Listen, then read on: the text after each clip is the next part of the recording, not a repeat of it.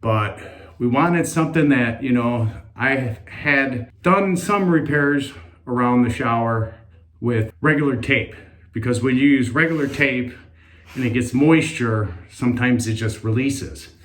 So we applied this with some all-purpose tape and mud. You can see the tub is kind of flush with that, plus it has a little hole.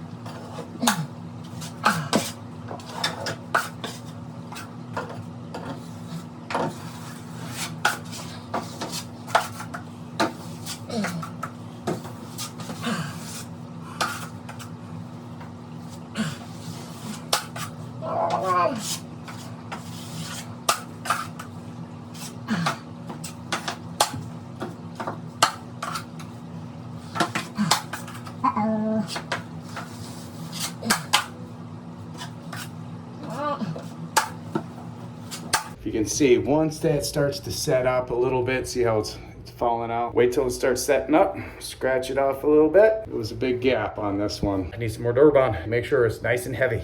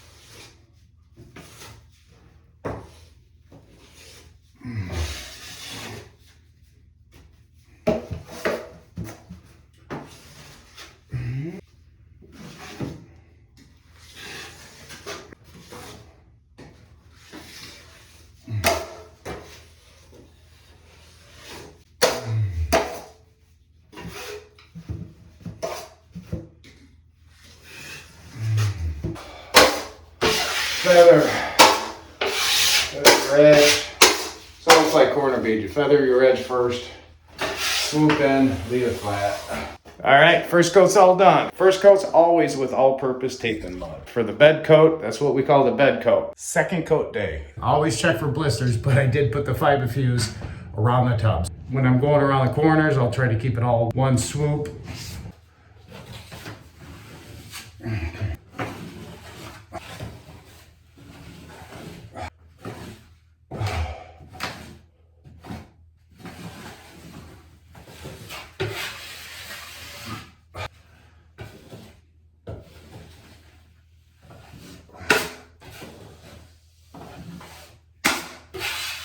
But that's what you want for a second coat. But you want to get all your fill done now, so your next coat is just a tight wipe. Final coat on the tub surround. Final coat, so everything's dusted off, but I'm basically gonna wipe everything tight. I got a little all-purpose mixed with +3, so it stiffens it up. Final everything, I check my knives. Make sure there's no scratches. Use just regular sandpaper. I don't want no little scratches. Always try to spin around the corner.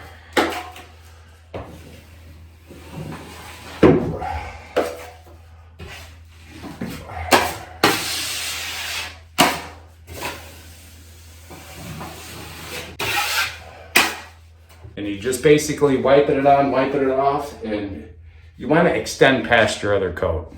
Usually, because it'll give you a better finish. I want to pay attention to where the seam cuts in to here, because sometimes the seam makes it a little bit hollow. But when I was second coating it, I filled that really good. So look along the side line, and that's what you want. Nice straight reveal. If you need to put more mud on it to make it nice and straight, then pay attention and put it where it needs it.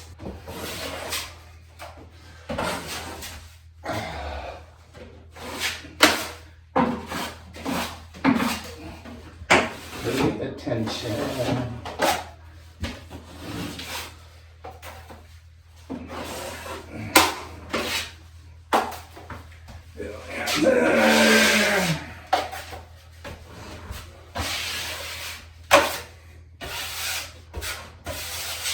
Should be minimal sanding, but I'll take and clean the tub off afterwards. But if you look at it, it is, look, that's a spot I had to fill. It is looking pretty slick. All right, so this is what you're sanding. That already I sanded, looks nice and good. If you see that little ridge right there.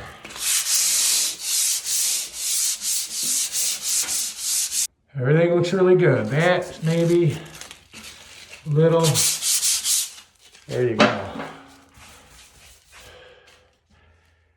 And that looks slick. Look at that. Look at that. Dust it off. The last and final step, you want to be careful when you're cleaning it off the tub. Usually you just get the mud wet and then scratch it off lightly. If you see this side here, I'll go around the whole tub a couple times just to get it wet and get it soft. You get a t-shirt, you get it wet.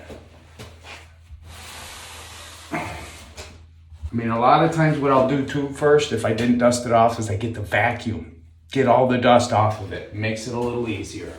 And it's okay if you get the side of the mud wet. It's all right, it happens. But just try not to keep wiping the mud out, and make sure it's nice and like slick. And make sure you have no hooks in your knife. It's nice and straight, nice and clean. There's no scratches. There's no way I'm gonna scratch the tub. You go really, really soft. And if it's still a little hard, you get it wet again, and then just go slowly.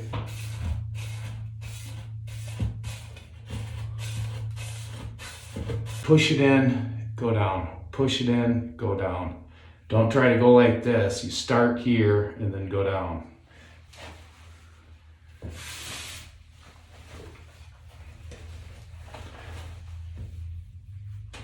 And if you start to cut into the other side, if you start to get into your mud, just keep your knife flat with this and go once over to try to smooth it all out. Because you can get it wet and it'll dry and it'll be fine. Just do that all the way around the tub. You know, if you have any comments, leave a comment.